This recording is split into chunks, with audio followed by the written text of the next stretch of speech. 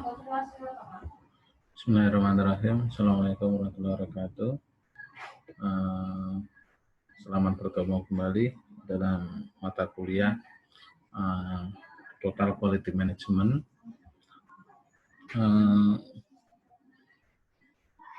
Pada hari ini kita akan melanjutkan pertemuan-pertemuan selanjutnya. Beberapa waktu lalu, kalau tidak salah, kita telah membahas mengenai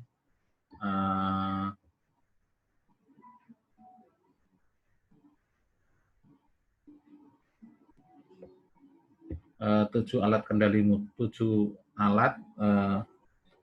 kendali mutu yang sudah kita bahas bersama-sama. Kali ini kita akan membahas mengenai konsep dari gugus kendali mutu atau disingkat dengan namanya GKM.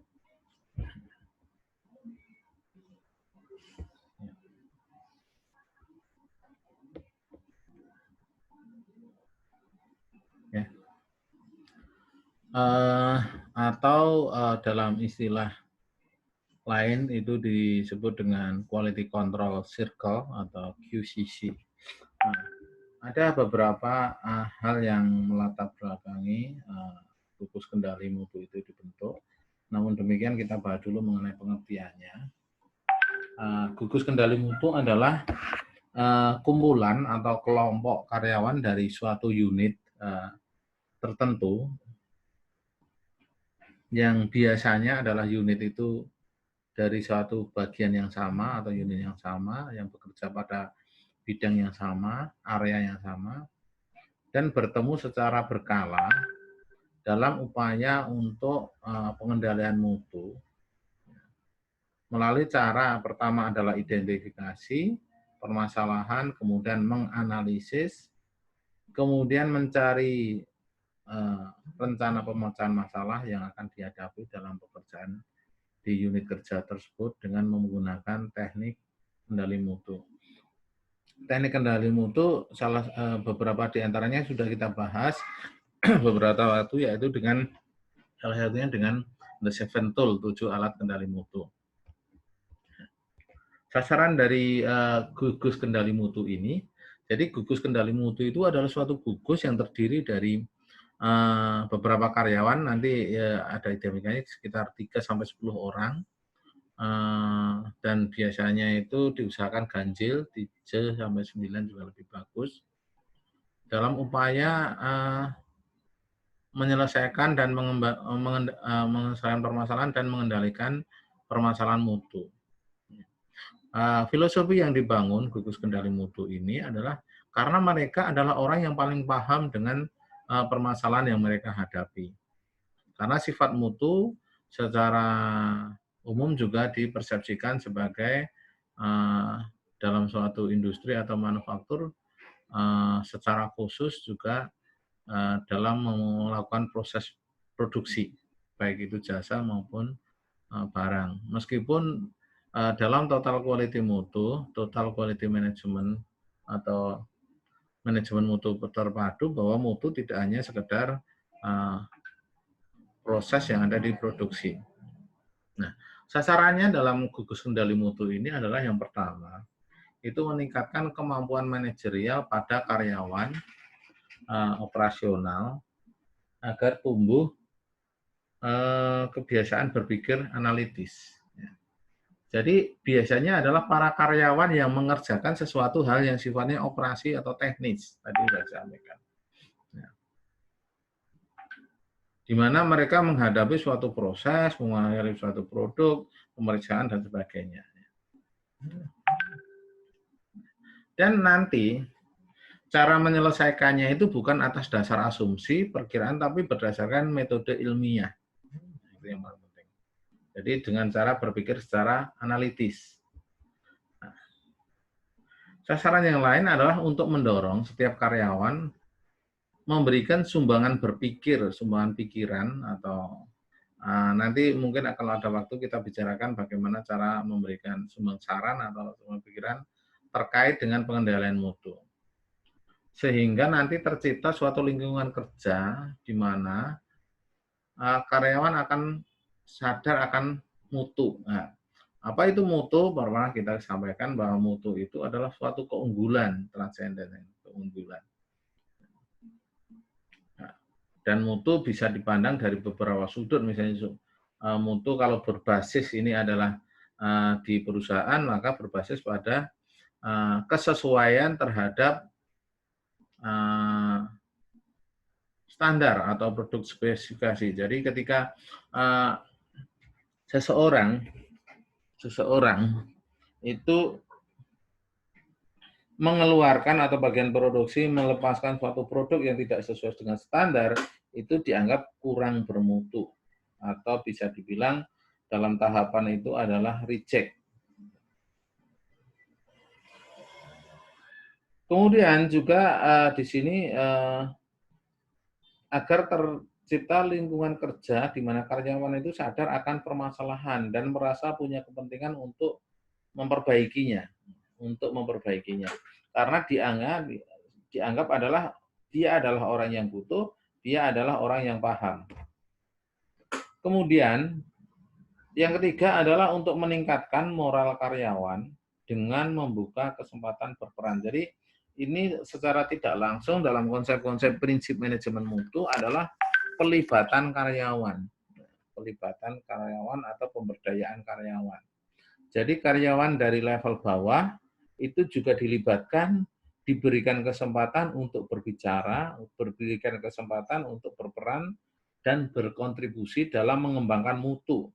Jadi mutu itu tidak hanya nanti menjadi tanggung jawab atau kewajiban bagi manajer quality control atau manajer quality assurance atau manajer mutu. Dan diharapkan dengan seperti ini akan suatu perimbangan, ada pola hubungan antara karyawan dan atasan sehingga menjadi lebih harmonis. Kemudian yang keempat, adanya suatu kerjasama yang dinamis dalam usaha untuk memecahkan masalah, terutama adalah dalam mutu, baik mutu produk, mutu dalam proses, mutu kerja, maupun mutu pelayanan. Nah, tujuan umum dari gugus kendali mutu atau GKM adalah meningkatkan, tujuan utamanya adalah pertama meningkatkan keterlibatan. Sudah saya berulang-ulang saya sampaikan bahwa salah satu prinsip dari manajemen total quality management adalah pelibatan karyawan. Nah, salah satu pelibatan karyawan yang kelihatan nyata adalah dengan cara membentuk gugus kendali mutu. Gugus kendali mutu itu bisa dibentuk dari seluruh bagian yang ada di dalam perusahaan, dari area-area atau bidang-bidang pekerjaannya masing-masing. Kalau perlu nanti dikompetisikan bagaimana yang memberikan kontribusi dengan skor penilaian, misalnya dengan kontribusi terbesar, kemudian cara analisis yang benar, metode ilmiah yang dipakai. Jadi ada poin-poin penilaian, tentunya mestinya sesuatu yang memberikan kontribusi paling besar. Dan mereka berhak juga dari manajemen untuk mendapatkan insentif lebih atau kompensasi tambahan bagi pemenang atau juara GKM, gugus kendali mutu. Yang kedua adalah menggalang kerjasama kelompok yang lebih efektif. Nah, dengan gugus kendali mutu yang selama ini misalnya tidak ada komunikasi yang baik, maka dengan asas-asas gugus kendali mutu nantinya seseorang akan lebih terbuka dan semua orang memiliki kontribusi yang setara. Kemudian yang ketiga adalah meningkatkan kemampuan pemecahan masalah. Jadi tentunya untuk bisa menyelesaikan masalah dengan cara metode ilmiah, para anggota gugus kendali mutu diharapkan juga mampu belajar dan mampu cara menganalisis masalah melalui tentunya di sini bagi yang belum memahami akan dilakukan pelatihan-pelatihan bagaimana cara memecahkan masalah yang baik dan membuat keputusan yang baik. Kemudian yang keempat adalah untuk pengembangan diri atau pribadi dan kepemimpinan.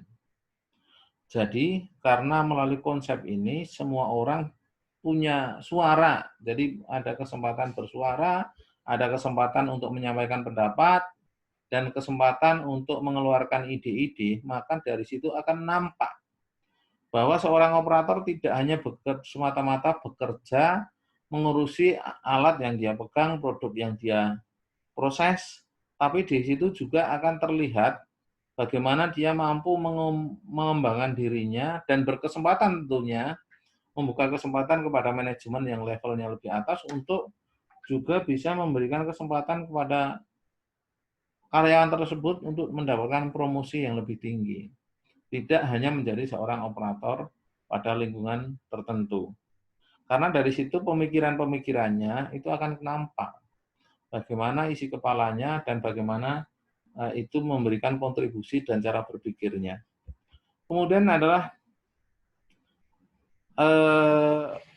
langkah lebih jauh itu adalah untuk menanamkan kesadaran bahwa masalah itu pada prinsipnya bisa dicegah. Jangan sampai jadi dalam konsep QCC atau circle atau siklusnya itu kita pahami bahwa setiap permasalahan yang terselesaikan pasti akan muncul masalah baru. Ya. Nah, tentunya masalah baru itu bergeser. Ya. Misalnya seseorang telah menyelesaikan masalah masalah kecelakaan kerja, gitu kan, resiko kecelakaan kerja. Ketika resiko kecelakaan kerja terselesaikan, mungkin akan muncul masalah lagi, mungkin masalah ruangan, mungkin masalah dana, gitu. Dan di sini, ketika seseorang terbiasa sadar mengantisipasi suatu kejadian masalah, maka para karyawan ini tentunya akan berpikir bagaimana supaya masalah itu tidak timbul lagi atau bisa dicegah. Dalam konsep manajemen mutu atau mungkin ISO gitu, penanganan solusi itu bukan semata-mata yang sudah terjadi atau tindakan koreksi, tapi juga ada namanya tindakan pencegahan atau preventif. Kemudian mengurangi karena tadi ada pencegahan, maka risiko kesalahan itu bisa dikurangi. Karena kesalahan sendiri akan merugikan dan menurunkan mutu. Nah, tapi di situ harapannya akan meningkatkan mutu. Dengan mutu yang baik, mutu yang produk yang baik, maka proses rejection, proses reproses atau proses pengulangan itu bisa dihindari. Dengan mutu yang bagus, maka akan memberikan kepuasan kepada pelanggan yang lebih tinggi. Dengan kepuasan pelanggan yang lebih tinggi, maka akan meningkatkan profitabilitas. Profitabilitas yang tinggi, maka akan mampu meningkatkan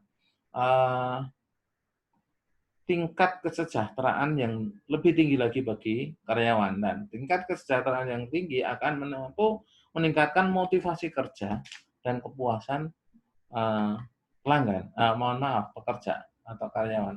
Disitulah pentingnya bahwa dalam konsep gugus kendali mutu ini. Sekaligus dalam konsep gugus kendali mutu ini sekaligus akan menguatkan, memberikan semangat bahwa seseorang itu dihargai. Jadi yang ketujuh akan meningkatkan motivasi karyawan. Ada hari-hari yang berbeda, ada saat-saat yang berbeda yang dari biasanya. Jadi kalau biasanya hanya datang ke kantor, bekerja, megang alat, kemudian menjalankannya, kalau ada masalah diselesaikan. Di sini diberikan kesempatan untuk berpikir menggunakan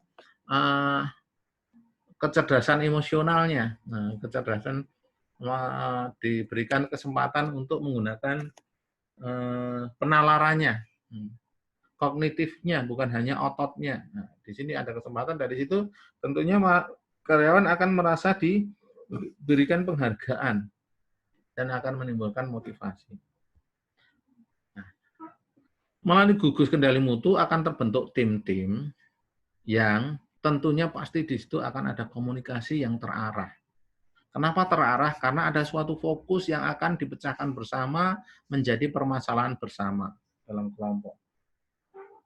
sikap individualis atau eh,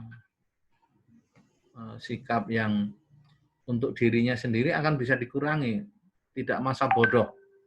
Nah, jadi dalam hal ini seseorang akan merasa mampu dihargai jika bisa mengeluarkan ide-ide yang bisa diterima oleh teman timnya.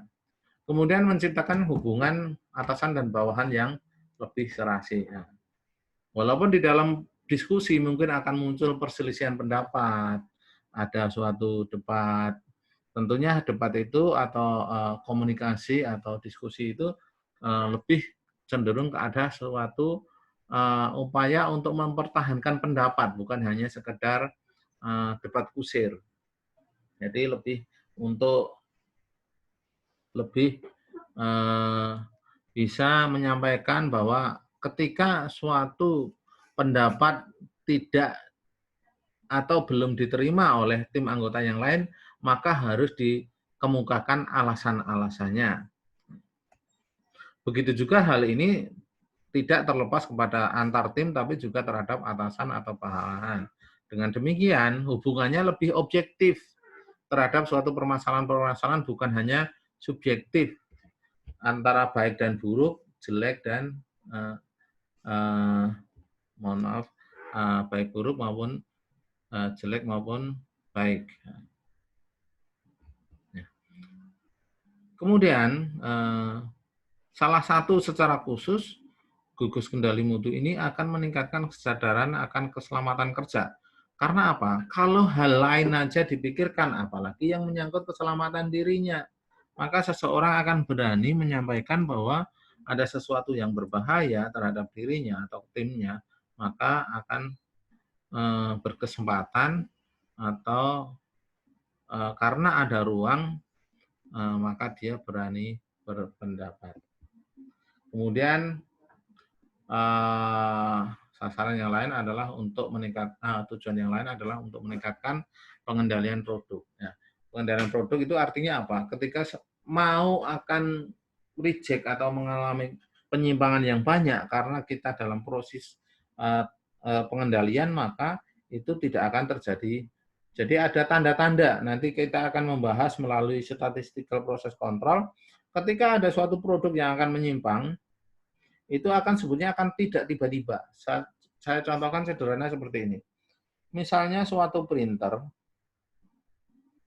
ya printer dot gitu ya, itu akan habis atau tidak bisa membuat ngeprint, sebenarnya ada indikatornya. Misalnya ketebalannya udah mulai berkurang seperti itu. Apalagi kalau dikasih indikator, artinya